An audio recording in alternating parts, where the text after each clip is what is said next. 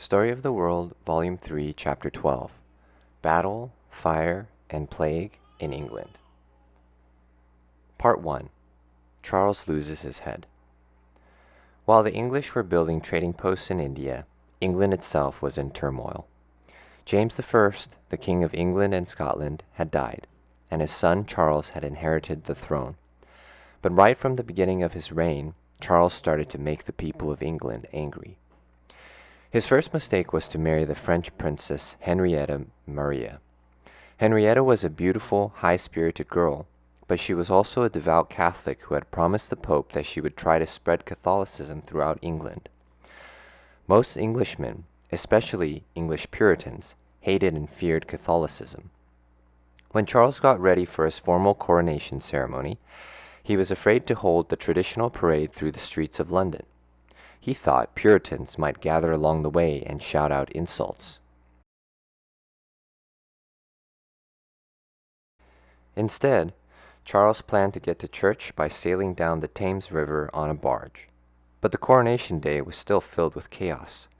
When it was time for the king and queen to leave the palace, Henrietta refused to come out of her room. She declared that she couldn't attend a Protestant ceremony. When Charles's noblemen tried to force her through the door, Henrietta punched her fists through the glass windows of her room. So Charles went to be crowned all by himself.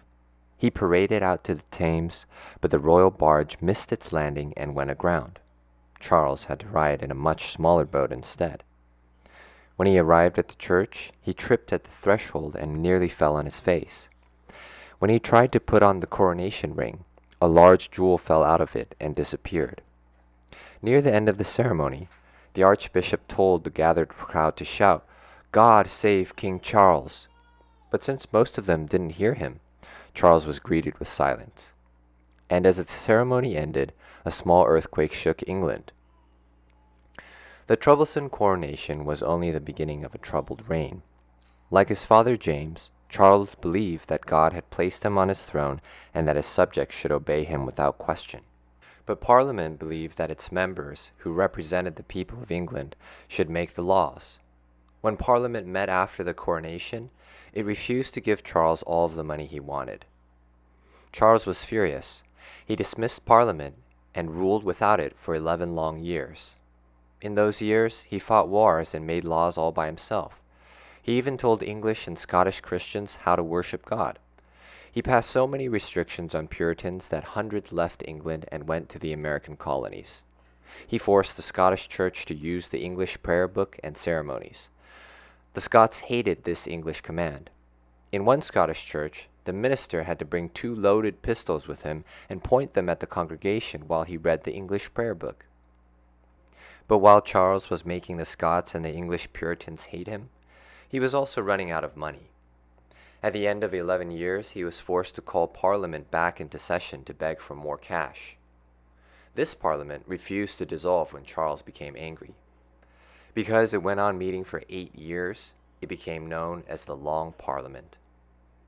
The Long Parliament wanted to pass laws that would limit Charles's power. But as time went on, the Long Parliament started to bicker with itself instead. The Puritans and non-Puritans in Parliament spent more and more time arguing about whether or not the Church of England was pure enough. Soon, Parliament was spending most of its time talking about God and not Charles. Charles could see that the Puritan members of Parliament were irritating the other members. So he assembled 500 soldiers and marched into Parliament, hoping to arrest the 5 Puritans who were his fiercest enemies.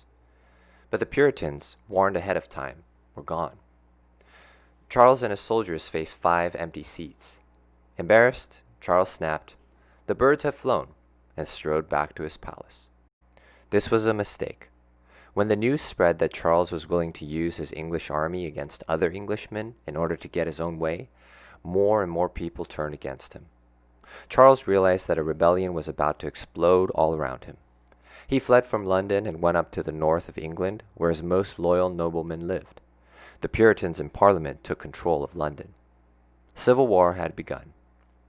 For 6 years, Charles's supporters, called Cavaliers, fought against supporters of Parliament, called Roundheads, because of their Puritan haircuts. Charles had most of the regular army on his side, but the Roundheads organized their own army using the most modern weapons and training methods. This new model army was commanded by the most fervent Puritan of all, Oliver Cromwell. 2 years after the war began, Cromwell helped lead the Roundheads into battle against Charles's soldiers at a place called Marston Moor. 20,000 Scotsmen marched to fight for the Roundheads, because the Roundheads had promised the Scots that, if they won, they could use their own prayer book. Charles's army was defeated. Afterward, Oliver Cromwell wrote to his brother, "Truly England and the Church of God hath had a great favor from the Lord. Give glory, all the glory, to God." This victory was the end of Charles's power. He avoided capture for months, but finally gave up and surrendered. The Roundheads put the king in jail. They had won the Civil War. But Oliver Cromwell was worried. From his prison, Charles was constantly sending messages to his supporters, begging them to rise up and put him back on his throne. The Long Parliament itself wasn't sure what to do with Charles. Many of the non-Puritan members thought that the Parliament should make an agreement with Charles and rule alongside of him. Cromwell wanted Charles and his tyranny gone for good. He and the other Puritans marched the new model army into Parliament and drove out everyone who had sympathy for Charles. Only about 60 members were left. This purified Parliament became known as the Rump Parliament, because only part of it was left. The Rump Parliament decided that England could only be at peace if Charles were dead. It charged Charles with treason against his own country. A trial was planned. Soldiers were assigned to guard the court from angry supporters of the king. Remembering the gunpowder plot, where 2 Catholics had planted barrels of gunpowder under Parliament in an effort to blow up the king and Parliament, they also searched the cellars. The presiding judge got himself a hat lined with steel, just in case someone might try to shoot him. When Charles was brought into the court, he refused to answer any questions, but plenty of witnesses testified against him. The said Charles Stuart, announced the court, trusted with a limited power to govern, for the good and benefit of the people, hath traitorously and maliciously levied war against the present Parliament and the people therein represented. Much innocent blood of the free people of this nation hath been spilt. The court declared Charles guilty and led him away. 3 days later, on January the 30th, 1649, the King of England was led out of his jail toward a scaffold built in the center of London. The morning was dark and cold. As he walked toward the black-draped scaffold, drums beat mournfully. Charles climbed up and took off his cloak, handing it to an official who stood nearby. "Wait until I give you the sign," he said to the executioner. "Yes, your majesty," the executioner answered. Charles put his head on the block. "I go from a corruptible to an incorruptible crown," he said. In a moment, he stretched his hand to the executioner, who swung his axe. Some of the people who crowded around were weeping. Others cheered. The executioner held up Charles's head. "This is the head of a traitor," he shouted out. For the first time in 1,000 years, no king ruled in England.